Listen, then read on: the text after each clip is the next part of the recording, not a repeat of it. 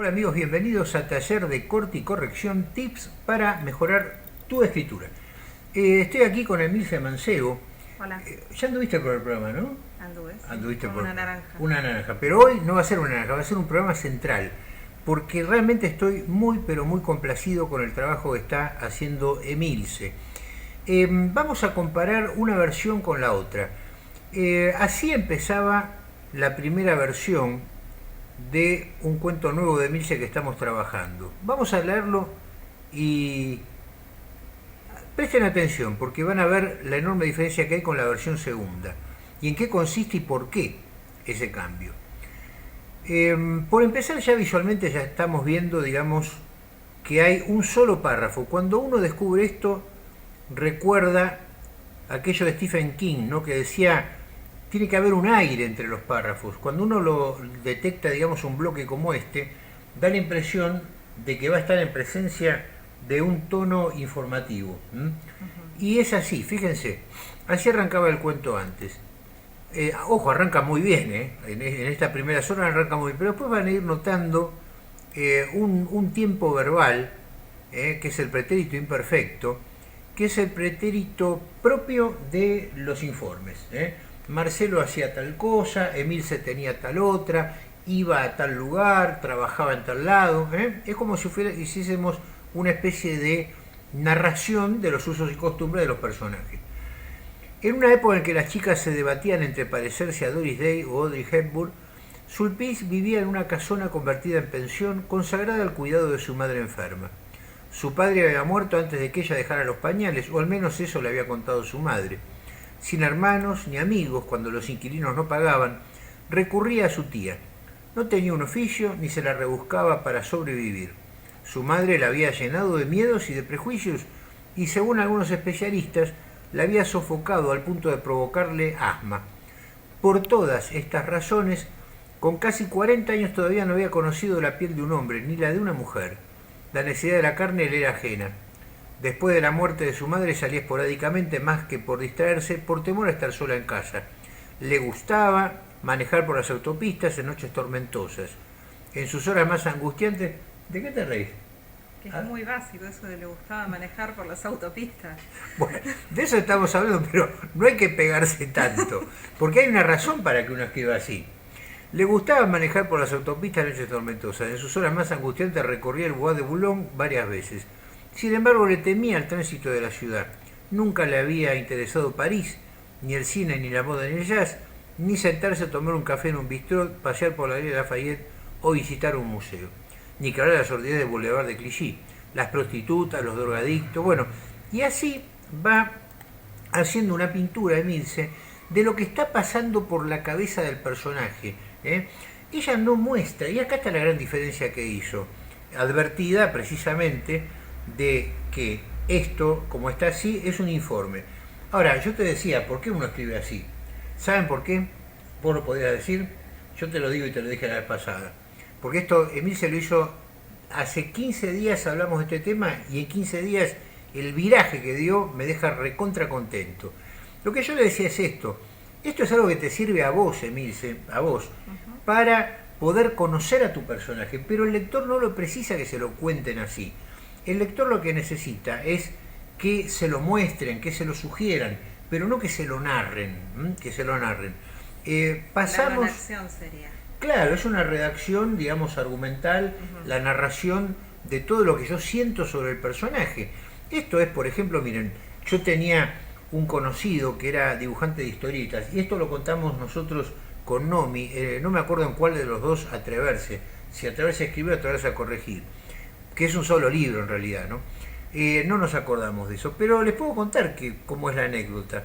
Él me decía, este historietista, que cada vez que creaba un personaje nuevo, ¿qué hacía? Lo ponía en determinadas situaciones, lo bocetaba con una pipa, con una gorra, con corbata, lo ponía enojado, lo ponía borracho, lo ponía feliz, lo ponía acariciando a alguien, lo ponía, digamos, en acciones. ¿Saben para qué? Para conocerlo, para conocerlo. Para eso lo hacía él. Él conocía el personaje de esa manera, lo dibujaba en distintas situaciones. Bueno, pero ¿qué pasa? Cuando la historieta se publicaba, todo ese boceto no estaba más. Le había servido a él como una especie de pretexto. Nunca mejor emplear esta palabra. Era un pretexto, un texto antes del texto en sí. Y ahora les vamos a mostrar la enorme diferencia. Y acuérdense, muchachos, este programa tiene que ver mucho, pero mucho, muchísimo con el tema del punto de vista. Porque acá, Emil, se van a ver que toda esta información, esta narración informativa del personaje, ella lo que hizo, cuando la advertí de este problema, fue maravillosamente y con un estilo impecable, que hasta ahora no hemos tenido mucho de corregir, y por eso nos sentamos, ¿no?, como una especie de tiempo libre para hablar con ustedes sobre este tema. Se mandó un momento impresionante que lo vemos arriba. Yo superpuse las dos versiones para que ustedes lo puedan llegar a comparar. Vamos a ver un párrafo, 3 párrafos, ¿ven? Ya no, ahora son 4, ya no es uno solo. Primera cosa, parece mentira, pero Stephen King tiene razón, como siempre cuando habla de literatura, Acá estamos viendo un aire diferente, ya uno ve que se necesita esas pausas, esas alteraciones que da el punto y aparte. Y miren cómo arranca. Esa noche, como tantas otras en que el encierro la agobiaba, Clarisa salió a manejar por la autopista. Fíjense, en 2 patadas ella ya está mostrando al personaje agobiado por un encierro, Y aparte hay una cosa fundamental acá. No es toda la noche pasaba esto. Como decía antes, que cuando se sentía mal, ella salía. Noten el pretérito imperfecto. Ahora estamos trabajando con un pretérito indefinido. El pretérito indefinido, también llamado pretérito perfecto, que hace que las cosas hayan terminado ahí delante de los ojos del lector. Es un viraje impresionante, muchachos. Pasar del borrador a esto que ya está teniendo un color, apesta, digamos, a cuento tremendo. Esa noche, como tantas otras en que el encierro la agobiaba, Clarisa salió a manejar por la autopista. Le gustaban los árboles al borde del camino, las sombras salpicando el parabrisas, el resplandor intermitente de ventanas que habitaban senderos desconocidos. Miren, aparte que con cuánta poesía y todo. Ahora habrán notado que Sulpice se llamó Clarisa, hay un cambio. La sacamos de París. Exactamente. Otra cosa que yo le decía, si esto lo recomendaba Hitchcock, no por una razón económica, decía, si vos tenés una historia que tiene que aparecer en París, bueno, contala, no te vayas a París, poné detrás de una ventana, ¿no?, se ve a lo lejos una foto de la torre Eiffel o Wafel, como me dijeron un día que se dice. Eiffel, ahí está, buenísimo. Repítalo a la cámara. La Tour Eiffel. La Tour Eiffel, maravillosa. Bueno, ahí bastaba con eso, pero si vos no precisás que la acción transcurra en París, perfectamente el lector ya asume, en cualquier latitud, que el cuento está ocurriendo en el aquí y ahora, esto es, en Argentina, en este caso, Buenos Aires, y en tal fecha determinada. Para la audiencia de los países hermanos, que de paso les mando un enorme saludo, la gente que está viendo el programa en Bolivia será en Bolivia, en México será acá, en el lugar, salvo que uno indique está pasando en tal sitio, pero no es el caso. Emil se agarró y se pilló esa información también. Lo importante de todo esto es que todo, ahora van a notar que está contado no desde el punto de vista de una autora que cuenta lo que ella tiene en la cabeza acerca del personaje, sino que está contado desde el punto de vista del personaje.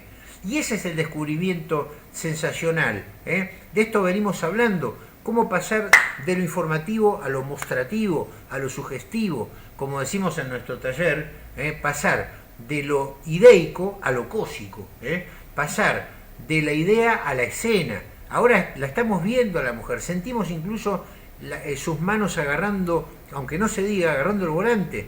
Hasta esa sensación táctil tenemos. Le gustaban los árboles al borde del camino, las sombras salpicando el parabrisas, el resplandor intermitente de ventanas que habitaban senderos desconocidos. La humedad de un invierno precoz la tenía a maltraer. Sin perder de vista el camino, tanteó en la cartera hasta encontrar el inhalador. Aspiró profundamente. Acuérdense, como decía antes, ella sufría de asma. Es uno de los elementos que hacen al personaje. Ahora lo está poniendo en acción. Noten esto, por favor, porque es fundamental. Esto para Emilce, y que es una excelente narradora, y para todos los que están acá, funciona como un antes y un después, como un viraje de timón. Por eso se lo mostramos, amigos. La teología pasó volando. Bueno, esto es magia, directamente. Esto no hay, digamos, no hay taller ni programa ni manual que te enseñe a hacer esto. Con esto se nace. La tía Eulogia pasó volando. La escoba entró, sumen una cosa, volando con escoba, ¿qué les da? ¿Qué les da? ¿Mm? Por favor, ¿no? Volar más escoba y una tía llamada Eulogia para colmo, bueno, esta bruja de porquería, dice uno. Sí. En la otra versión, la tía Eulogia era una persona muy esto, lo otro de más allá. Acá la ves en acción y con poesía, dicho de paso con poesía. La tía Eulogia pasó volando, la escoba entró por un oído y salió por el otro, dejando un dolor punzante en las sienes. Que había que hacer la sucesión, que las cenizas seguían en el ropero, que pobre madre, así de abandonada el ropero, que el hotel se venía abajo y que no había plata para arreglarlo porque los inquilinos no pagaban. Otro rasgo de astucia emilciana. Yo le dije a Emilce hace 15 días, esta mujer no labura, ¿no? ¿Nunca les dio la sensación, muchachos, que los personajes de ustedes de repente no trabajan de nada? ¿Que el cuento les pasa? Bueno, ella cómo lo solucionó, diciendo que hay una especie de sociedad, no diciendo, sugiriendo, que eso es lo mejor, sugiriendo que hay una especie de sociedad entre la tía Eulogia y ella, y Clarisa, acerca de un hotel que se viene abajo y que no hay plata para arreglarlo porque los inquilinos no pagaban. Y eso recordando los reproches. Clarisa recuerda, con cada reproche a Clarisa la asaltaba una nueva crisis de asma. Y ahí completa la idea. No es que tenía asma. Acá el asma está en acción. Piensen en esto. ¿Ustedes se acuerdan, por ejemplo, esa maravillosa película del año 1980 de Scorsese? Raging Bull. Acá en Argentina se llamó el Toro Salvaje. Como una maravilla con el pibe De Niro, con Pesci, con Katy Moriarty. Bueno, una genialidad. Creo que la mejor película de Scorsese, hasta que empieza nuevamente a retomar con Buenos Muchachos, etcétera. Bueno, una joya. Hay un momento en que Jay LaMotta, que está interpretado, boxeador, ex campeón mundial, gordo como una heladera, y De Niro aumentó 25 kilos para poder dar el personaje. Bueno, ahí está. ¿Qué pasa? Lo meten preso, lo acusan de estupro. Entonces, ¿qué pasa? Lo meten preso y vos lo ves a De Niro entrando, Jay LaMotta entrando en una cárcel totalmente penumbrosa, horrenda, y de repente empieza a pegarse la cabeza contra la pared, empieza a dar boom, boom con los puños, se rompe la mano directamente rompiéndose la cabeza. ¿Qué es lo que está pasando? Scorsese no necesita agarrar, como suele suceder en el cine europeo, que, bueno, como este señor estaba loco, no, la locura la vemos en acción, así como acá el asma la vemos en acción, no es que era loco o que tenía asma o sufría de asma. Eso es parte del informe. Ahora, si yo lo pongo un tipo pegándose los puños contra la pared, rompiéndose la cabeza, y bueno, ya no voy a precisar decirle a mi espectador que era como que porque estaba loco, ¿me explico? Mire, otra imagen acá. El metrónomo del limpiaparabrisas le astillaba el cerebro. Se arrimó a la banquina y apagó el motor. Con los pulmones esponjosos de culpa, volvió a inhalar el viento. Y miren qué imágenes aparte, ¿no? No sabía llorar, tampoco reírse. Solo intentaba parecerse a quienes ella consideraba más o menos como normales. Solamente eso apenas. Miren el tono doliente del personaje. Bueno, y ahora fíjense lo que viene acá. Esto todavía no lo leí, pero fíjense lo que dice. Los faroles de los autos esmerilados por la llovizna. Miren lo que es esto. Permiso. Genia total. Interferían con la frondosidad de la sombra. Miren lo que es esto. Es un cambio rotundo, amigos. Y simplemente por decir, mira, Emilce, vos estás yendo para allá, para la izquierda, andate para la derecha. Bueno, no hay propaganda subliminal acá. Sí, lo iba a decir. Yo voy por el medio. Sí. Por el medio, porque yo te dije, mira, dale un toquecito para este lado y vas a ver que acá está la felicidad de la escritura. Aunque uno no tenga tiempo porque tiene mucho en el laburo, aunque haya problemas, esto así, trabajado así, la literatura, muchachos, se convierte en un descanso, y eso es lo que hay que entender. La literatura sí se convierte en un descanso. Uno está produciendo una maravilla, esto está bárbaro, me dan ganas de seguir, así que muchachos, vamos a cortar acá el programa. ¿Me traes el pulgar? Se ve bonita, dale, raja, ahí está, yo mientras me despido de la gente. Jóvenes, ¿cuál es la moraleja del programa de hoy? Contar siempre, gracias Linda, contar siempre, agarra usar uno, contar siempre desde el punto de vista del personaje, no renegar del informe, así como está acá. No se puede salir escribiendo así nomás, ojo, Esto es como de repente agarrar y decir, bueno, mira, Emilce, nos caminamos ahora 150 cuadras. Vos me dirás, no, Marci, estás en pedo. Yo no voy a caminar, y yo tampoco, ni en pedo los dos. Pero si yo le digo, mira, Emilce, vamos a hacer una cosa.